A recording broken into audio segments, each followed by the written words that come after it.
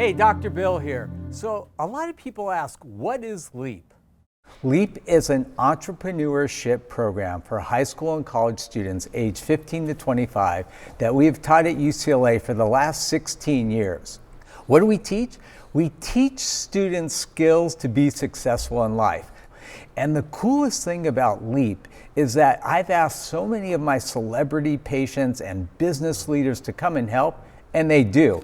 We've had Mark Wahlberg, Paula Abdul, Michael Strahan, Kathy Bates, Anthony Hopkins, Apollo Ono, Eric Garcetti, Jason Alexander. I mean, I could go on and on and on. And these people come and share the secrets of their success with our LEAP students. Typically, we get about 500 to 550 students every summer, and we literally pack them with so much information. It's like drinking from a fire hose.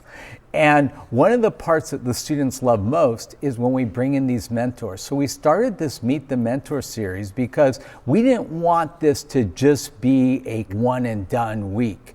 We wanted to do it throughout the year and continue to give these students great information from great mentors to teach them how to do businesses in every field you could ever imagine. I am super excited to introduce you to my friend Eric. We actually met on Instagram. So, okay, I'm not gonna lie. One of my goals in life has been to be on the cover of Men's Health. I have been so close, and this year I'm turning 65, and I thought, okay, I'm gonna do it this year. So I watch a lot of fitness guys to kind of get an idea as to, what the competition is. Okay, he beats me, it's not really a competition, but he's also not 65, he's like 1/3 my age. So let me introduce you to my friend, Eric Guilmette. He is an American actor and model known for his connection with the camera in both industries, where he portrays a variety of looks and character types.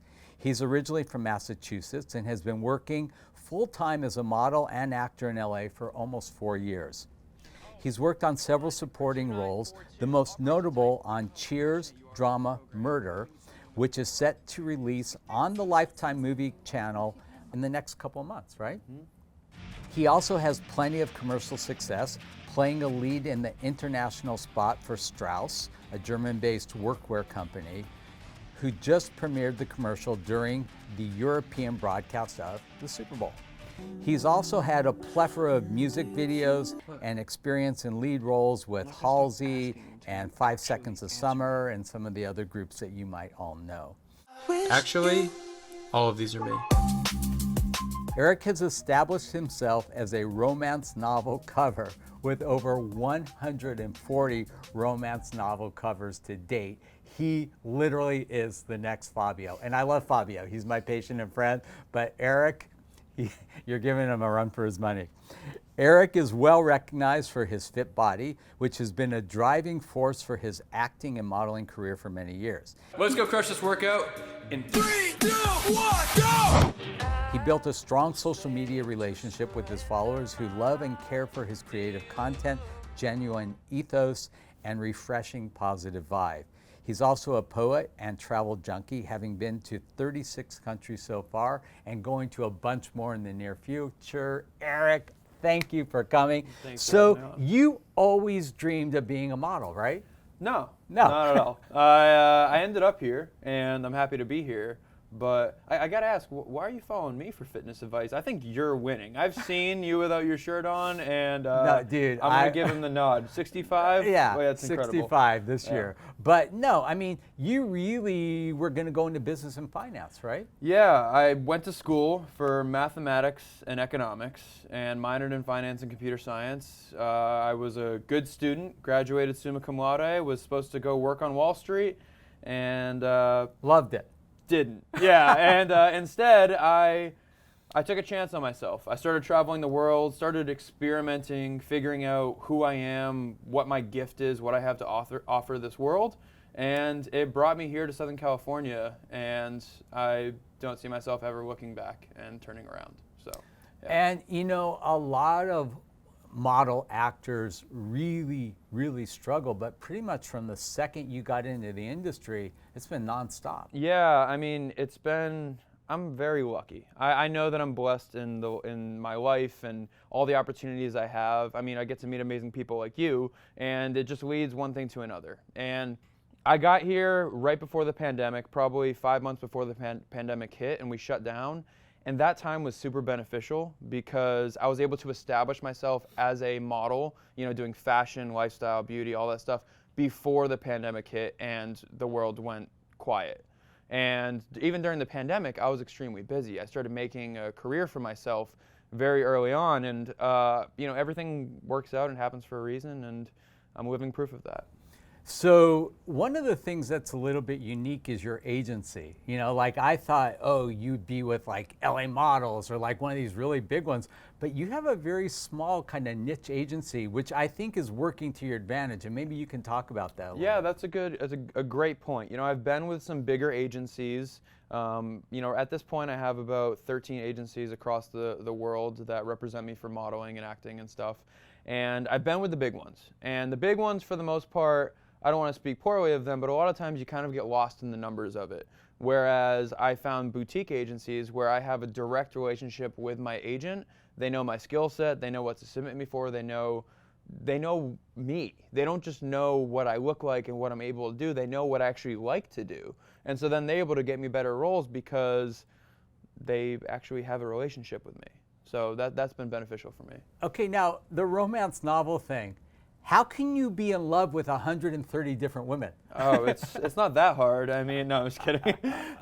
So that was, I talk about finding yourself and finding your niche and all of that. That was an opportunity that presented itself to me. And you've said these exact words to me, and I didn't forget it. When you get an opportunity for something, don't take it, master it. You said that to me at dinner probably, 6, 8 months ago. I have no idea. And that has also been a little bit of my mantra before meeting you, but it also was how I got into the romance novel industry. A photographer who shoots romance novel covers, he was like, hey, you have a great look. I think you would do great with romance novel modeling. And I'm like, I have no idea what that is, but sure. And he told me about it. I looked up some romance novel covers and I tried to understand like what you're trying to achieve by doing it. And I did my homework. I showed up and we sold like 12 covers in our first shoot. And then he was like, dude, you're good at this. And I was like, all right, so let's see how it goes. And then it became my hustle, and now I am more known for my romance novel covers than anything else. So. That's amazing. We've never talked about this, but when did you first start doing runway? Runway was just something that just kind of came involved. It was just part of it. Someone asked me, hey, can you walk for this designer? Can you walk for whatever? And I was like, sure. And I did, and I'm not trying to brand myself as a runway model. I know that I can do it, but it's not my bread and butter. But I have a question: did anybody like ever kind of really teach you like how to walk? No. Or you just went out there and did it? I mean, this is going to be on what, YouTube? People are going to be able to watch this on YouTube. Look at YouTube, guys. If you want to learn how to do something, it's so easy. Just look it up. And I did that, and you can do that for any aspect of your life. If you don't know how to change a tire, YouTube it. And it's called being resourceful. So I didn't have YouTube because I'm like 5 times your age. But when I was working in Switzerland as a dentist, the woman that I went to Europe with got hired to do runway modeling, right? So I went to one of her shows. And I guess the next show they were doing was swimwear. And her booker looked at me and said, have you ever done runway? I'm like, what? She goes, she's like, I'm looking at the guys in our repertoire and like none of them look like that good in bathing suits. Yeah. And you're pretty athletic looking, would you do runway? Well, we didn't have YouTube. I'm like, I don't even know how. She literally stood with me and showed me how to walk and do it, and I was petrified. And the thing that was the funniest was when I went there, so I was doing swimwear. Well, so were the women, right? So there were only 2 guys, and there were 15 women. So we show up, and they have the rack, and I have my 4 bathing suits. I'm like, well, where's the changing room? She goes, what do you mean changing room? Yeah, no. I'm like, wait, what? There is no changing room. room. There's no changing room. I'm like, wait, I'm changing here in front of these 15 like beautiful women. They go, yeah. Yeah, they're like, good luck. Yeah, there's no changing room. You're like, this is the best day of my life, but also like this is terrifying because I'm in front of everyone nude. Yeah. And I have 2 points off of what you just said. Number one, I had a very similar experience. It wasn't over. You said you're in Switzerland. It wasn't in Switzerland. It was here in Los Angeles. I walked for a Filipino fashion show that was celebrating all the Filipino fashion designers in Hollywood. It was 13 women and me, and I was the only guy, and I had to model wearing heels. And to that point, I had never worn heels. Now, I'm used to the being naked and everyone changing and there's no changing room, but I had to learn how to walk in heels like 45 minutes before the show. So I'm up there walking around, my feet are hurting, like my toes hurt, all of it, miserable. But it ended up being a great show. It was a lot of fun, and you know, a lot of my great connections in this industry are Filipino. So I have close ties with all the Filipino designers out here. But my second point I wanted to make is you didn't have YouTube, right? And most of the things that I do in my life, I don't necessarily need to YouTube. I might have the intuition just in me. And that's the big thing, is you probably believed in yourself that, all right, I can do this. And that belief of being confident and knowing that you can do anything if you just put your mind to it, that is the biggest driving force. So if someone gives you a tough task, just be confident in yourself that you can figure it out. All right. Let's go back to the beginning. I mean, let's say, you know, I'm a student, I'm watching this, and I think, you know, I could do this. I could model. I think I have the wherewithal. Where do you even start? Where to start is why. Why do you want to do this? If, you know, there's going to be someone that's going to come up to you in a mall and they're going to be like, you know, I think you should become a model. And you're like, okay, well, why do I want to do that? And if you say, you know, I coach a lot of models as well. And if they come to me like, oh, I heard it's a great way to make money or whatever, I'm like, that's not a good enough reason to do this, because it is a great way to make money if you become successful. It's a horrible way to make money if you are just struggling and you don't have the drive for it. Right. So now number one, figure out why you like it. Like, I've learned very early on, I love being in front of the camera. I love being creative. I love being able to just create something that isn't necessarily me all the time and use that creative side of my brain, because I have that logic-based background, right? I have a degree in math and all that stuff. I have logic in me, and I strip that all away when I go model or act, because I don't need to use logic. I get to be a free version of myself. So if you're at home and you're thinking, hey, I want to be a model, see if you even like being in front of the camera before you actually decide, hey, I want to be a model. But it's not even about, like, do you like being in front of the camera? Are you saleable? I had a really funny conversation with a patient of mine who was just in last week, and she started modeling when she was 18, and her career never really took off. She was, you know, your standard run-of-the-mill model, and the thing she said she hated most about it was that she was like always going to the gym, always watching what she was eating, and she just felt like it was controlling her life. And at a certain point, she said, you know what, I don't want to do this anymore. Mm-hmm. And she kind of just started doing some other things, and you know, she stopped working out. She said, and now she's like this famous plus size model. Like, she didn't make it as like the model that she thought she was going to be, but she just kind of like grew into her own thing. And her agency called her up and said, hey, we've been watching you on social media, and you know, we think there's a real market for your look. She goes, really? They said, yeah. And all of a sudden, boom, she has the biggest career she's ever had. She found her niche. I mean, that's really what it is, you know, my niche, I mean, I have many niches and sub-niches, but my niche has become romance novel covers. And when I started modeling, I didn't even know that was an industry, right? When she started modeling, I'm sure she didn't think of herself as a plus-size model. Well, she wasn't. She was a stick. Exactly, and it sounds like she was a little miserable with the process. Right.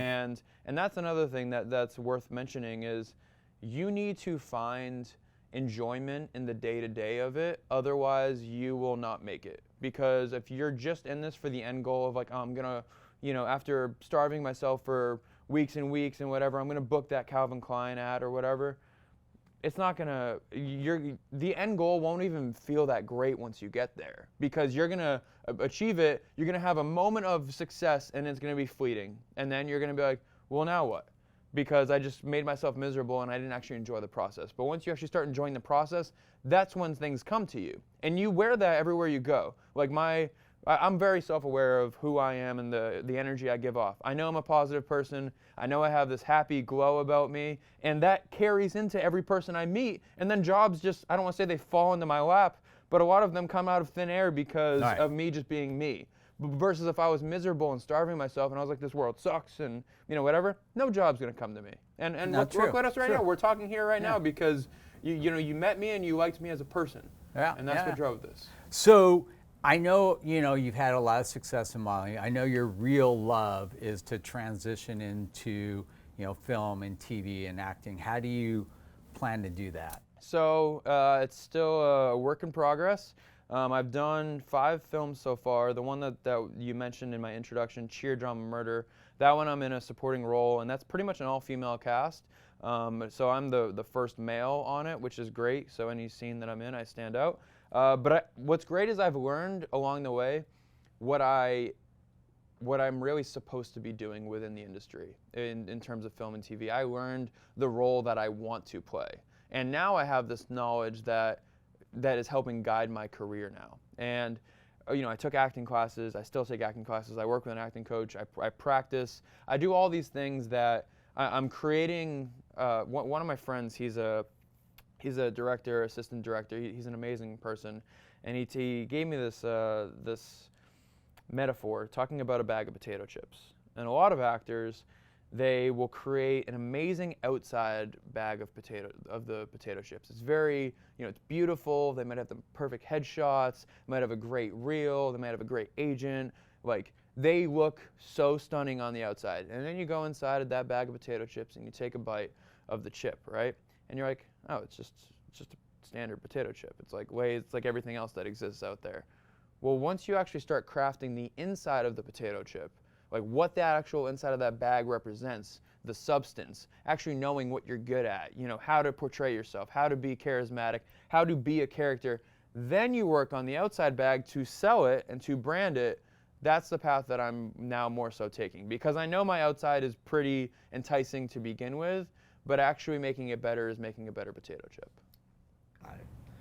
What would you say has been your biggest challenge in the whole modeling, acting profession?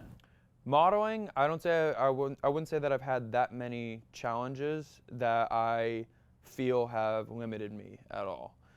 Acting, I sucked when I started. I was miserable. I was not good. I had to peel away the layers of trying to look perfect and look good all the time and always be, a model, because there is such a difference between a model and an actor. So for me, then I was humbled by myself and by acting coaches and just by everything else. I realized I was like, I need to actually put some work into this and really figure out how to not be myself when I'm acting. And so that was my biggest challenge, is actually going through the process of becoming a better actor. I think one of the things that a lot of model actors always struggle with is, the rejection.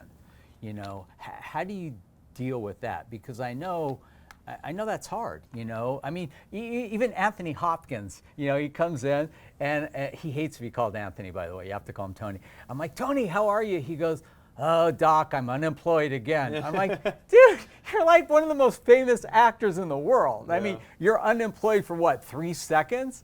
But I mean, it's a feeling. Even guys like Anthony Hopkins, when they finish a job, they're like, I'm not working. Yep. Yeah. So what's great is I am rejected more than I am not. And most actors and models are rejected to the point that it actually drives them to the point that they don't actually end up pursuing that career. Oh, it drives them to drink. Yeah, it drives them to drink and drives them to not do this job. And what's great is since I have modeling and I have that established base, it's okay if I don't get an acting role, because I also love what I do outside of acting. Most actors, again, like you said, I started and I was immediately, I don't want to say immediately successful, but I immediately started making really good progress. I never had to work as a waiter. I never had to work as a bartender here. And a lot of that can be a little, quote unquote, miserable for actors. But I think one of the things that you were really fortunate with is that you found this niche. I have a really funny story. So I started doing voiceovers, right? And I signed with ICM. They were the biggest voiceover agency at the time. So they basically had me in two categories. My voice is called real guy voice. I don't know how they come up with that, but that's what I am. I'm Real guy voice, right? I love that. So if there was an audition for real guy, I would go in as real guy, and I almost never got the job. Like almost never. My other niche was Dr. Bill the dentist. So whenever they needed a dentist, I always got the job because I'm the only dentist with a SAG card, That's so right? funny. But the crazy thing is, when I would go in for real guy stuff, it was scale. When I went in for Dr. Bill stuff, my agent would negotiate these crazy things.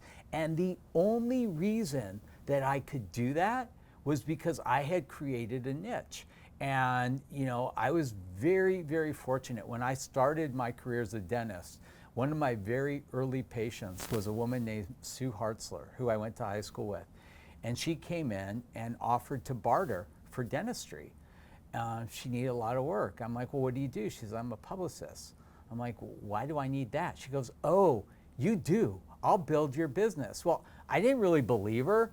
But on the other hand, I kind of felt bad because she had so much work she needed done, so I did it. The smartest mistake I ever made in my life.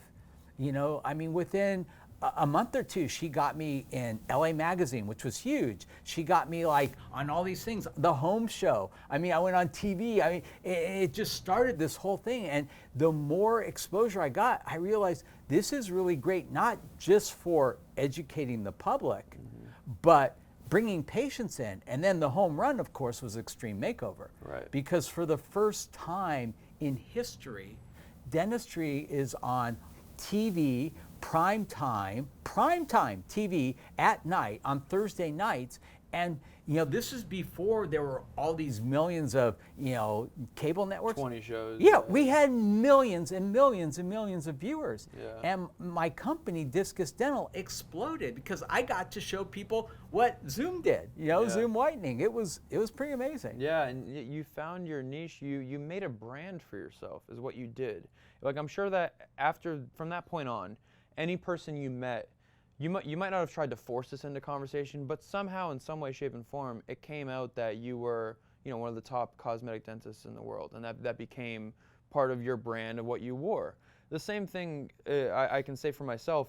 I don't ever force it into conversation. Oh yeah, I'm a book cover model. I've been on 140 romance novel covers, but in some way, shape, and form, that comes up. By natural conversation, and that's my brand. I walk around with that, and like you said, finding your niche and finding what you're actually good at and what you're going to walk around with you, make sure that you like what that is. All right. So because this is all about leap, Yeah. you took a huge leap of faith. You basically dropped this career in New York and went to Australia with what, $8,000? Yeah, I didn't have much in my pocket. So I was supposed to go work on Wall Street. My girlfriend at the time was finishing up school in Kansas. Middle of nowhere, no offense. And I hopped on a plane, went out there, was with her for a few months, and then once she was ready to go, we dropped everything and went over there. She had just graduated, so she didn't really have, a whole bunch of money, and I had graduated and was paying student debt off and all this, and I went over there and I was like, look, I knew that I was going to be okay no matter what I did.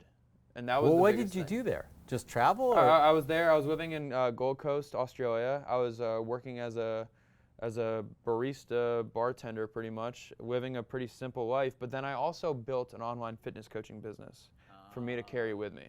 And when I did that I was smart enough to then be like, okay, I don't need to be in Kansas doing this. I don't need to be in the States. I can go see the world. I can go actually be cultured and get some life experience to take me wherever I'm supposed to actually freaking go.